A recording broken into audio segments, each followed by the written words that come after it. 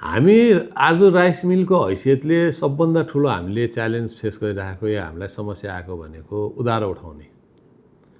अहिले 3 करोड रुपियाँ उधारो उठाउनु पर्ने छ।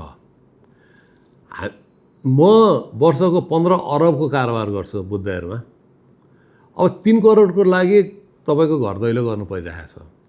त्यसैकारण अहिले नयाँ सरकार आइसकेपछि त्यो अलिकति सहजीकरण अलिकति सरकारी निकायले चाहिँ चासो चाहिँ राखेको छ।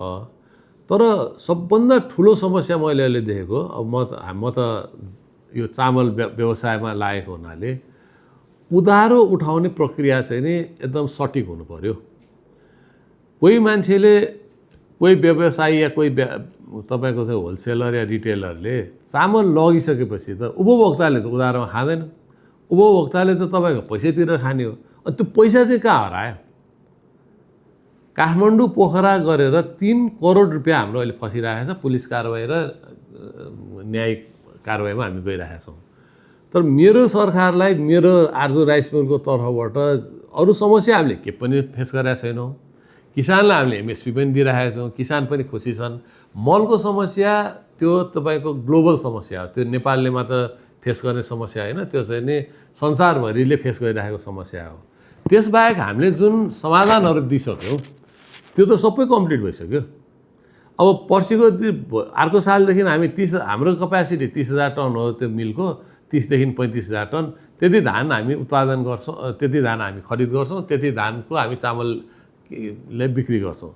चामलबाट निस्केको तपाईँको कनिका र ब्रान्डको पनि हामीले एउटा पूरक इन्डस्ट्री खोल्नुपर्छ भनेर त्यही हामी सुरु गर्दैछौँ। भनेपछि समस्याको समाधान त हामीले सबै निकालिसक्यौँ। अब बजार व्यवसायीकरणको लागि एउटा मूलभूत समस्या चाहिँ नि उधारो छ।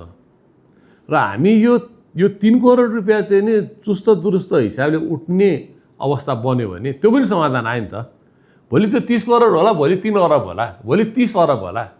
नेपालभित्र चामल त्यसरी कारोबार गर्दाखेरि पूर्व मेचीदेखि पश्चिम महाकालीसम्म यस्ता खालका मिलहरू खुले र चामल बिक्री गर्दाखेरि तपाईको होलसेलर र रिटेलरले चाहिँ तपाईको पैसा अड्काइदियो भनेदेखि त व्यवसाय नै बन्द भयो नि।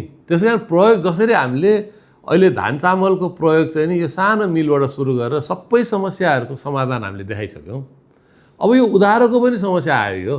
र यो 3 करोड राष्ट्रको लागि या चाहिँ नि समाजको लागि या व्यवसायको लागि धेरै ठुलो पैसा होइन होला। त उठ्नु पर्यो तब न तपाईँको समाधान आयो। त्यसैकारण मेरो विचारमा आर्जु राइस मिलको तर्फबाट हामी यो क्याम्पेनको रूपमा पनि लिएर आउँछौँ। अब अहिले हामी त्यसलाई चाहिँ अलिकति अधिक सतर्कताका साथ अगाडि लाँदैछौँ। तर त्यो क्याम्पेनको रूपमा पनि आउँछ र यो क्याम्पेन हो। यो पनि एउटा महाको समस्या हो। त्यसैकारण यो समस्या चाहिँ नि अहिले खालि एउटा उजागर मात्र गरे। मैले अब तपाईँले सरकारलाई के भन्नुहोस् भन्दाखेरि यो कुरा भनेर मात्र भने हो। यो हाम्रो आफ्नो तरिकाबाट लिएर जान्छौँ। खालि सहजीकरण चाहिँ हुनु पर्यो। पुलिस प्रशासनका जाँदाखेरि त्यो उधारो खाने मान्छेलाई बोलाएर चाहिँ पैसा तिर भन्नु पर्यो। नत्र जे कानुनी कारबाही छ त्यो कानुनी कारबाहीमा तुरुन्त लानु पर्यो। त्यो भइसकेपछि एउटा तपाईँको दृष्टान्त सेट भयो कि र यो 3 करोडको समस्यालाई हामीले अहिले नै समाधान गर्न सक्यौँ भने भोलि त्यो ठुलो अवस्थामा जाँदैन। सर्वसाधारणको लागि के भनेदेखि तपाईँको पिठोभन्दा स्वास्थ्यकर चामल हो यो। ग्लुटेन फ्री भन्छ नि। र मैले अब अहिले त तपाईँको एआई यो च्याट जीपीटी यो जेमिनाईमा हालेपछि त्यो सबै कुरा आउँछ पनि। सर्वसाधारणले त्यो कुरालाई पनि बुझे हुन्छ।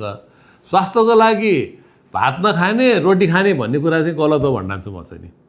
त्यसै कारण के भनेदेखि चामलको खपत आफ्नो स्वास्थ्य हेरिकन अब प्लेटभरि हामी बच्चामा हुँदाखेरि प्लेटभरि थालभरि भात खान्थ्यौँ। त्यो अवस्था छैन। मुठीभरि खान्छौँ होला। तर खानु पनि पर्यो। र अर्को कुरा के हो भनेदेखि नेपाली चामल खानु पर्यो होइन।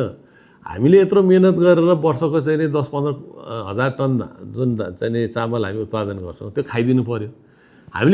हामीले चाहिँ नि इम्पोर्ट गरेको चामलभन्दा महँगो पनि बिक्री गर्न खोजे होइन, किन हामीले त्यो कम्पिटिसनमै बिक्री गरिरहेका छौँ।